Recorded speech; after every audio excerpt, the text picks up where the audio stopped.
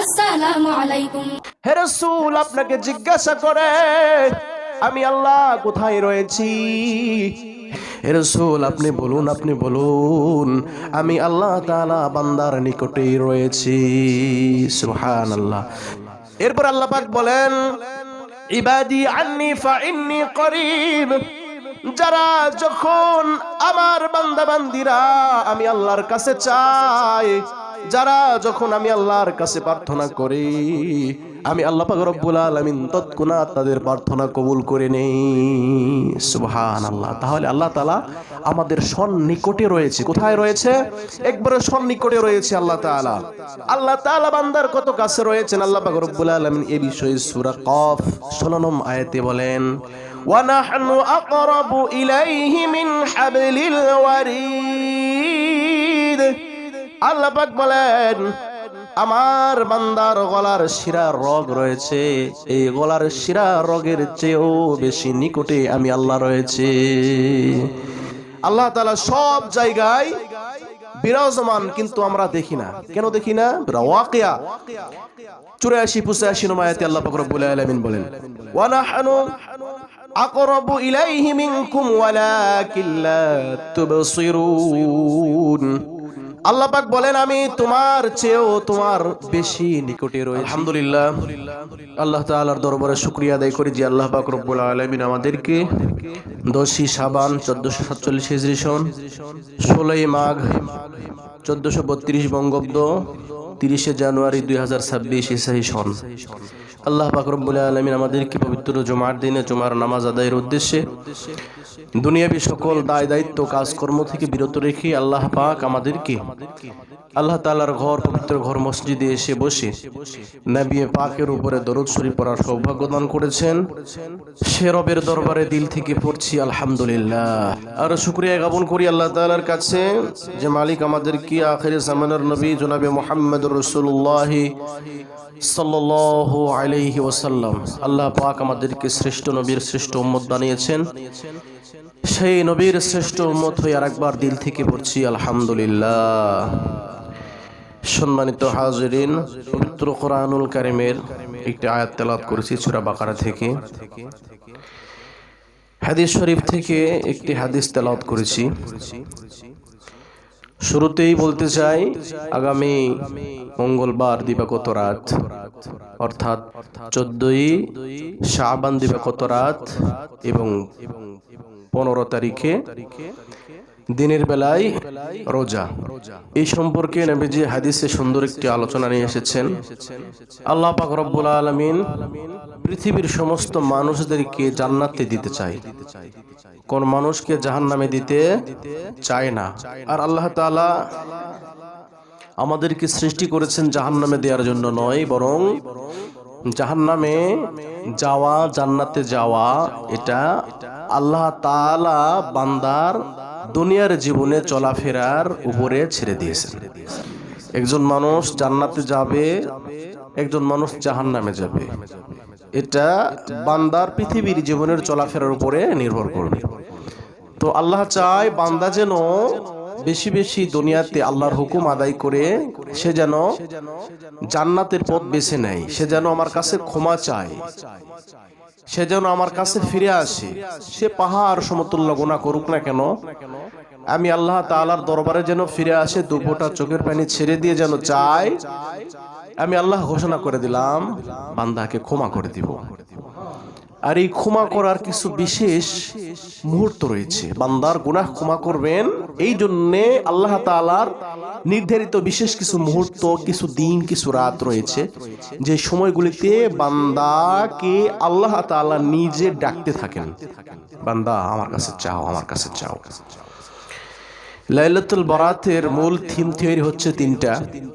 নবীজি হাদিস শরীফের ভিতরে বলেন, ইযা কানাত লাইলাতুন নিসফি মিন শাবান, যখন 14ই শাবান দিবাগত রাত হাজির হয়, রাতের বেলায় ফাকুমু লাইলাহা ওয়া সুমু ইয়াওমাহা, রাতের বেলায় তোমরা ইবাদত করিও, নামাজ আদায় করিও।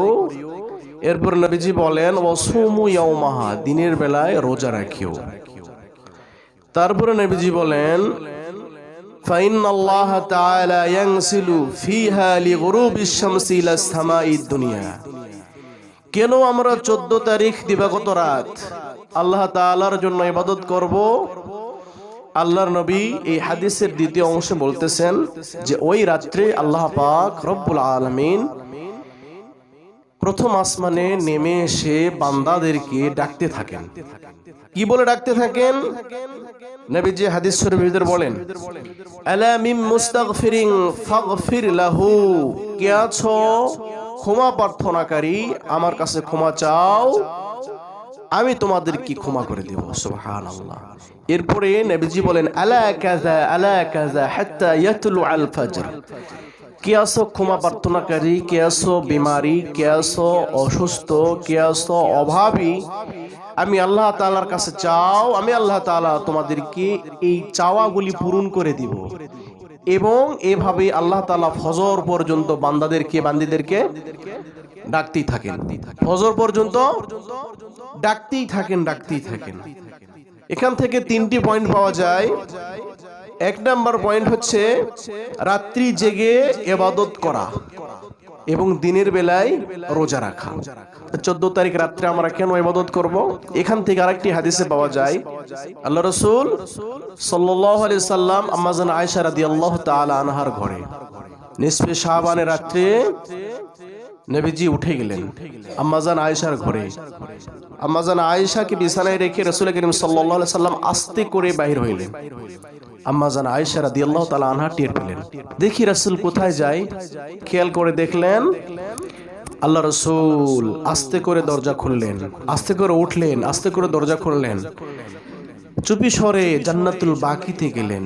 গিয়ে সেখানে আল্লাহ তাআলার হাবিব আসমানের দিকে 2টা হাত উত্তোলন করে কান্না করতেছেন, সাহাবীদের জন্য দোয়া করতেছেন, আল্লাহ তাআলার কাছে প্রার্থনা করতেছেন, আল্লাহ আমার এই সাহাবীরা ইসলামের জন্য জীবন দিয়েছেন, শাহাদাত বরণ করেছেন, শহীদ হয়েছেন, হে আল্লাহ তাদেরকে ক্ষমা করুন। আম্মা জান আয়েশা রাদিয়াল্লাহু তাআলা আনহা পেছন থেকে রাসূলের এই দৃশ্যগুলি দেখতেছেন, রাসূল আল্লাহর কাছে যাচ্ছেন।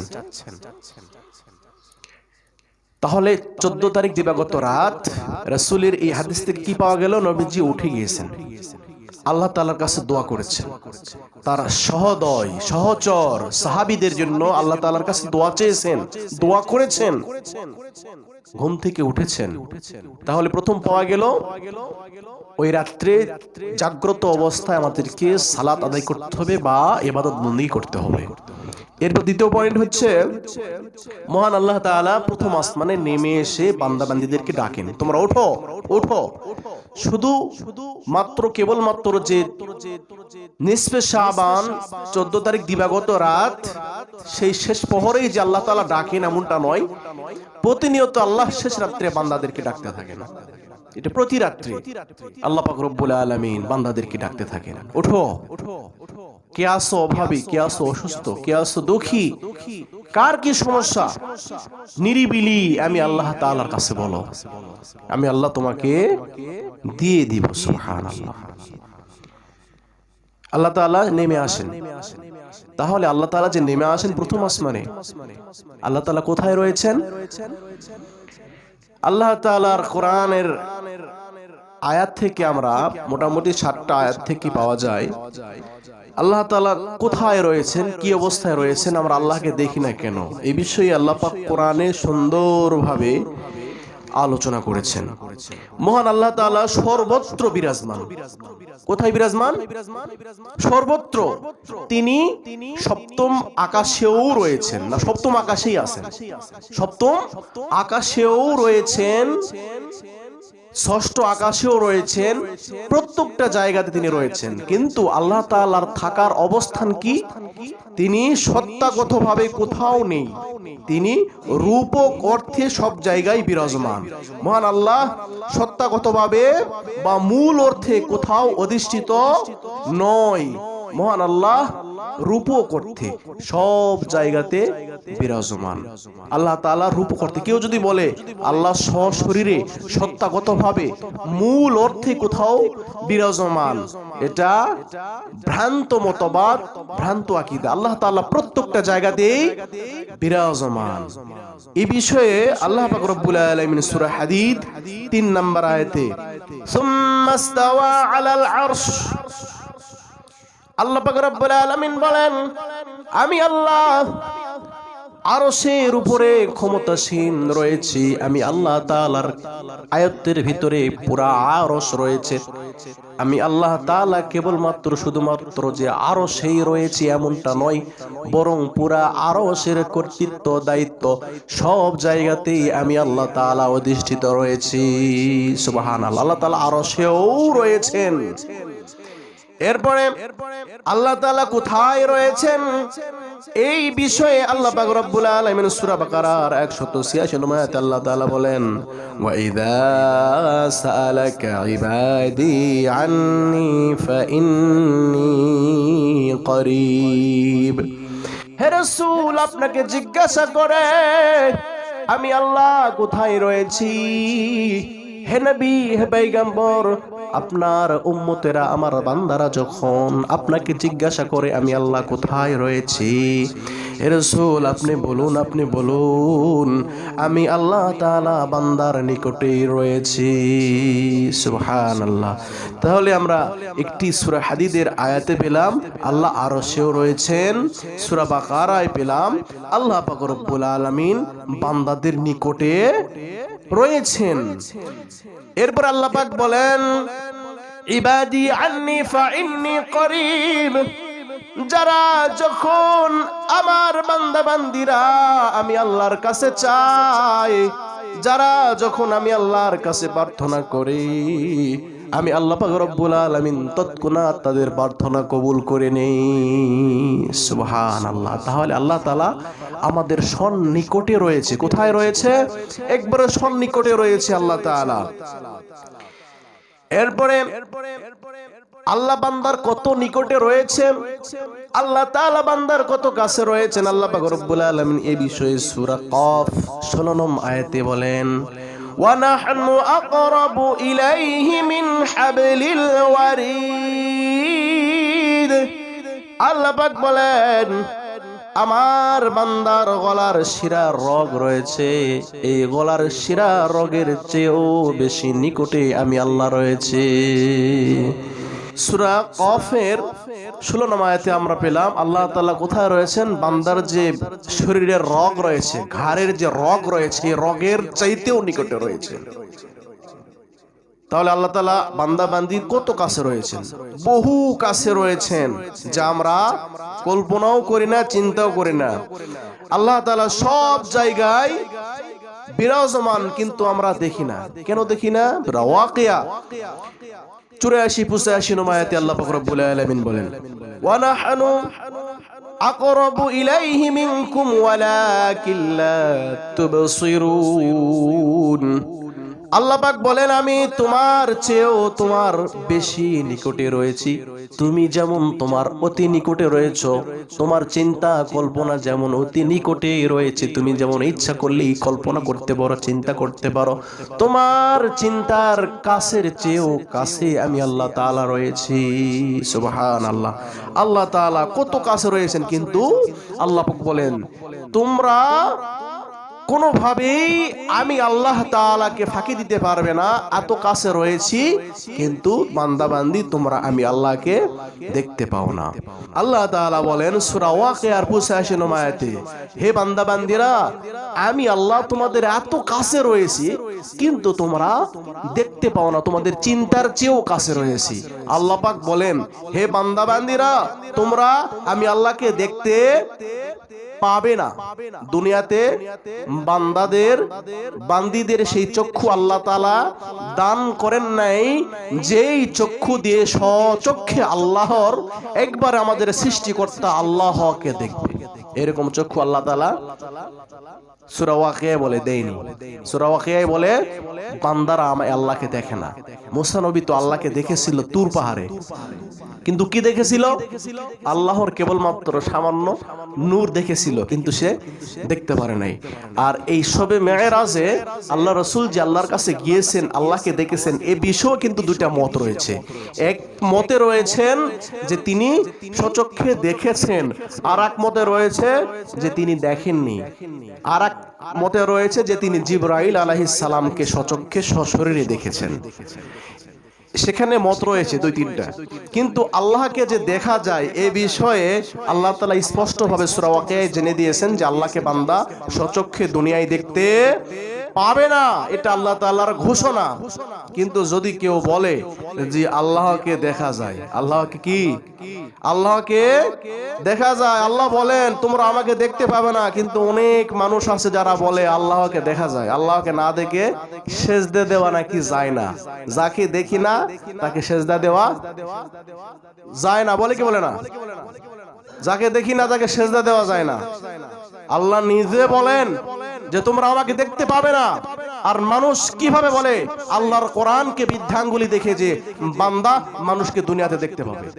যদি তাই হয় যে তুমি যদি মনে করো যে আমি যে আল্লাহকে দেখি না সে আল্লাহকে সেজদা দিব না, সে আল্লাহর ইবাদত করব না, আমি আল্লাহকে দেখে সেজদা দিব, না দেখে সেজদা দেওয়া যাবে না। যদি তাই হয়, দেখেই যদি বিশ্বাস করতে হয়, তাহলে আমরা কি আমাদের আব্বাই যে আমাদেরকে জন্ম দিয়েছিলেন আমরা দেখেছি? আমরা দেখি নাই যে আমাদের আব্বা আমাদেরকে জন্ম দিয়েছেন।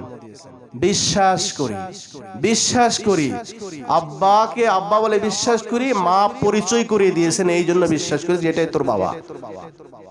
ঠিক তেমন আল্লাহ তাআলা কোরআনের অসংখ্য আয়াতে রয়েছে যে ঈমানদারের পরিচয় হচ্ছে না দেখে বিশ্বাস করা, না দেখে বিশ্বাস করা। বান্দার এত কাছে আল্লাহ রয়েছেন যা বান্দা বান্দি দেখে না, কিন্তু আল্লাহ তাআলা বান্দার সব কিছু দেখে, এত নিকটে রয়েছে, বান্দা আল্লাহর চোখকে ফাঁকি দিতে পারবে না। প্রিয় উপস্থিতি, আল্লাহ কোন দিকে রয়েছেন? আল্লাহ কি ডানে বামে পূর্বে পশ্চিম উত্তর দক্ষিণে কোথায় রয়েছেন? এই বিষয়ে আল্লাহ পাক রব্বুল আলামিন ক্লিয়ার করেছেন। সূরা বাকারার 115 আয়াতে আল্লাহ তাআলা বলেন ওয়ালিল্লাহিল মাশরিক ওয়াল মাগরিব ফাআইনামা ফাসাম্মা ওয়াজহুল্লাহি ইন্নাল্লাহা ওয়াসিউন আলীম। আল্লাহ পাক রব্বুল আলামিন বলেন পূর্ব এবং পশ্চিম, উত্তর এবং দক্ষিণ, হে বান্দা বান্দিরা তোমরা যেই দিকেই মুখ ফিরাও না কেন ওই দিকেই আমি আল্লাহ পাক রয়েছি। তুমি যেই দিকেই তাকাও না কেন সেই দিকেই আমি আল্লাহ তাআলা বিরাজমান। সুবহানাল্লাহ, তাআলা সর্বত্র বিরাজমান। তাহলে প্রত্যেকের সাথে আল্লাহ তাআলা রয়েছেন, আল্লাহ তাআলা প্রত্যেক দিকে রয়েছেন। এই বিষয়ে আল্লাহ পাক বলেন সূরা হাদীদ 4 নম্বর আয়াতে ওয়া হুয়া মাআকুম আইনামা কুনতুম। আল্লাহ তাআলা বলেন তোমাদের যে যখন যেখানেই থাকে, বান্দা বান্দি তোমরা যে যখন যেখানেই থাকো তোমার সাথে তখন আমি আল্লাহ থাকি। বলেন সুবহানাল্লাহ। আপনি রয়েছেন যেখানে আল্লাহ রয়েছেন সেখানে, আপনি রয়েছেন যেই জায়গায় আল্লাহ রয়েছেন সেই জায়গায়। কাজেই আল্লাহ তাআলা আপনার থেকে বিরত নয়, আল্লাহ আপনার কাছেই রয়েছেন। এরপর আল্লাহ তাআলা বলেন ওয়ামা কুন্না গায়িবিন, আমি কোন জায়গায় অনুপস্থিত নয়। আল্লাহ কোন জায়গাতে অনুপস্থিত নয়, প্রত্যেকটা জায়গাতে আল্লাহ উপস্থিত। তাহলে কোনোভাবে কোনো ক্রমে আল্লাহর চোখকে ফাঁকি দেওয়া যায়? আপনি যতই নিরিবিলি গুনাহ করার চেষ্টা করেন না কেন, নিরিবিলি পাপ করার চেষ্টা করেন না কেন, কিন্তু আল্লাহ তাআলা আমার প্রত্যেকটা পাপের খবর জানেন। আপনি যেভাবে পাপ করতেছেন সেভাবেই আল্লাহ আমার উপস্থিত আছেন, দেখতেছেন। এই জন্য কিয়ামতের ময়দানে বান্দা বান্দিরা গুনাহ করার কাজকে অস্বীকার করবে। আল্লাহ এই গুনাহ তো আমি করি নাই। আল্লাহ পাক রব্বুল আলামিন সূরা ইয়াসিনে বলেন আল ইয়াউমা নাখতিমু আলা আফওয়াহিহিম ওয়া তুকাল্লিমুনা আইদিহিম ওয়া তাশহাদু আরজুলুহুম বিমা কানু ইয়াকসিবুন। আল্লাহ পাক বলেন তুমি যখন কিয়ামতের ময়দানে বিচারের সময় মিথ্যা বলবে, তুমি গুনাহ করেছিলে বান্দা, আল্লাহ নিজে গুনাহ করা দেখেছেন। তুমি যখন গুনাহ করেছিলে কিরামান কাতিবিন উভয়ে তোমার আমলনামায় লিপিবদ্ধ করেছিল। কিরামান কাতিবিন যেভাবে আমলনামায় লিপিবদ্ধ করে কোনোদিন মুছে যাবে না, যেটা কাগজ নয় যে মুছে যাবে, এটা কাগজ নয় যে মুছে যাবে। বান্দা বান্দির প্রত্যেকটা কর্ম খোদাই করে লিপিবদ্ধ করা হয়। কাজেই বান্দা কিয়ামতের ময়দানে সব গুনাহ অস্বীকার করবে। যখন জবান থেকে অস্বীকার করা আরম্ভ করবে, আল্লাহ তাআলা জবানে মোহর মেরে দিবেন আর বলবেন হাত কথা বলো। এই হাত কিয়ামতের ময়দানে সাক্ষী দিবে। পা কথা বলবে, অঙ্গ প্রত্যঙ্গগুলা বলবে আল্লাহ পার। আল্লাহ এই বান্দা বান্দিকে এই হাত দিয়েছিলেন নেক কাজ করার জন্য, ভালো কাজ করার জন্য, কিন্তু বান্দা বান্দিরা নেক কাজ ভালো কাজ না করে এই হাতকে অন্যায় কাজে ব্যবহার করেছে। এই হাতগুলা কিয়ামতের ময়দানে সাক্ষী দিবে। প্রত্যেকটা অঙ্গ প্রত্যঙ্গ সাক্ষী দিবে, প্রত্যেকটা মুহূর্তের সাক্ষী দিবে। কাজেই পৃথিবীর সব চক্ষু ফাঁকি দিলেও আল্লাহর চোখ ফাঁকি দেওয়া যায় না। এই জন্য আল্লাহ পাক বলেন, আমি প্রত্যেকটা জায়গাতেই থাকি, কিন্তু স্পেশাল ভাবে বান্দাকে প্রথম আসমানে নেমে এসে স্পেশাল ভাবে ডাকতে থাকি, বান্দা ওঠো আমার কাছে চাও। কাজেই বান্দিকে আল্লাহর কাছে চাইতে হবে। আল্লাহ তাআলা বলেন বান্দা নেমে আসেন। এক নম্বর পয়েন্ট হচ্ছে আল্লাহ তাআলা বলেন বান্দা রাতের বেলায় ইবাদত করো, দিনের বেলায় রোজা রাখো। আল্লাহ নেমে এসে বান্দাদেরকে ডাকতে থাকেন। আর 3 নম্বর পয়েন্ট হচ্ছে ডেকে ডেকে ডেকে ডেকে বলেন তোমরা আমার কাছে চাও, তোমরা আমার কাছে চাও, তোমরা আমার কাছে চাও, তোমরা চাও আমি আল্লাহ তাআলা দিয়ে দিব। সুবহানাল্লাহ। মানুষ মানুষের কাছে চাইলে বিরক্ত হয়, মানুষ মানুষের কাছে চাইলে রাগ হয়, মানুষের ফুরে যায়, কিন্তু আল্লাহ রাগও হয় না, আল্লাহর ফুরেও যায় না। প্রিয় উপস্থিতি, একজন বাবার 100 তলা বিল্ডিং রয়েছে। 100 তলা বিল্ডিং এ রয়েছে 1000 রুম। মনে করেন যে আধুনিক যত সাজসজ্জা রয়েছে, প্রত্যেকটা সাজসজ্জাতে 1000 রুম বিশিষ্ট 100 তলা বিল্ডিং সাজসজ্জা করা রয়েছে আধুনিক সবকিছু দিয়ে। কিন্তু ওই বাবার একটি মাত্র সন্তান, ওই সন্তান 100 তলা বিল্ডিং এর 1 তলাতেও থাকে না, রাত্রিও যাপন করে না, বিল্ডিং এতে কোনোদিন ওঠেও নি, সে থাকে একটা বস্তিতে। আচ্ছা এখন আপনারা বলেন, বাবার 100 তলা বিল্ডিং 1000 রুম বিশিষ্ট, সেখানে সন্তান থাকে না, সন্তানের থাকার সুযোগ থাকা সত্ত্বেও যদি না থাকে, বস্তিতে যদি ওই সন্তান থাকে, এই সন্তানকে আপনি বুদ্ধিমান বলবেন না বোকা বলবেন? বোকা বলবেন না? 100 তলা বিল্ডিং 1000 রুম রয়েছে, আধুনিক সব সাজসজ্জা দিয়ে বিরাজমান, কিন্তু তারপরেও ওই সন্তান ওই বিল্ডিং এ থাকে না। তাহলে এর মতো বোকা আর দ্বিতীয় একজন নেই। ঠিক আল্লাহ তাআলা ঘোষণা করেছেন বান্দা এই রাতকে এই দিনকে তোমাদের কল্যাণের জন্য দিলাম, এই রাতকে নামাজের জন্য, জিকিরের জন্য, কোরআন তেলাওয়াতের জন্য আমি বান্দা বান্দি তোমাদেরকে নির্ধারিত করে দিলাম, এবং তোমাদেরকে আমি বলতে থাকলাম আমার কাছে চাও, আমাকে ডাকো, তোমাকে দিয়ে দিব। তাহলে এই ক্লিয়ার একটি সুযোগ থাকা সত্ত্বেও যদি আমরা ঘুমে যাই, ওই রাত্রে যদি আল্লাহর কাছে নাই চাই, তাহলে আমরা বোকা না বুদ্ধিমান? সুযোগ থাকা সত্ত্বেও সুযোগকে ব্যবহার করতে পারলাম না। প্রিয় উপস্থিতি, আমাদেরকে এই রাত্রে ইবাদত করতে হবে। এই রাত্রে আমাদের করণীয় কি? নামাজ আদায় করা, কোরআন তেলাওয়াত করা। এখানে একটি হাদিস এসেছে জিয়ারত করা। জিয়ারত করলেও কবর দেখলে অন্তরের ভিতরে গুনাহের কথা মনে হয়, অন্তরের ভিতরে মৃত্যুর কথা মনে হয়। আর আমরা 365 দিন আমাদের জীবন থেকে চলে যায়। 365 দিন কোনোদিন চিন্তা করলাম না ফজরে যে মসজিদে যাইনি, কোনোদিন চিন্তা করলাম না 365 দিন আমার সামনে চলে গেল, জোহরে হাজির হয়নি, 365 দিন চলে গেল। আল্লাহ রাসূল যিনি নিজে প্রতিদিন 70 বার ইস্তেগফার পাঠ করতেন, আমি একটা দিন আস্তাগফিরুল্লাহ শব্দ মুখ দিয়ে বের করলাম না। আল্লাহ রাসূল কুল্লু নাফসিন যায়িকাতুল মাউত বলে বলে মৃত্যুর মুরাকাবা করত, মৃত্যুকে স্মরণ করত। 365 দিন, একটা বছর চলে গেল, নতুন বছরের একটা মাস চলে গেল, মৃত্যুর কথা একদিনও মনে করলাম না যে আমি মরবো, এই মাটি, এই কবর, আমি আসতেছি, আমি চলে যাচ্ছি দৌড়ে দৌড়ে, আমার হায়াতের পুঁজি শেষ হয়ে যাচ্ছে, কেটে যাচ্ছে হায়াত, আমি কবরের দিকে চলে যাচ্ছি। পৃথিবীর উপরে সবকিছু চলবে, সংসার চলবে, এই মসজিদের মেম্বারে দ্বিতীয় একজন ইমাম এসে খুতবা দিবে, নামাজ চলবে, আজান হবে, মসজিদ 2 তলা হবে, মসজিদ টাইলসের পরিবর্তে আরো কত স্ট্রাকচার নামবে, সবকিছু হবে, কিন্তু আমি থাকবো না, আমি থাকবো মাটিতে, কবরে। এই চিন্তা আমরা, এই ফিকির আমরা করি না। প্রিয় উপস্থিতি, আসুন আল্লাহ তাআলাকে স্মরণ করি, আল্লাহ তাআলাকে ডাকি। আল্লাহ তাআলা যত আল্লাহর কাছে ডাকবেন, দোয়া করবেন, আল্লাহ তাআলা দোয়া কবুল করবেন, আলহামদুলিল্লাহ। প্রিয় উপস্থিতি, আমরা অনেকে জেনে থাকি যে ভাগ্য বদলের একটি রাত। আসলে তাকদীর, ভাগ্য এটা বদলায় না।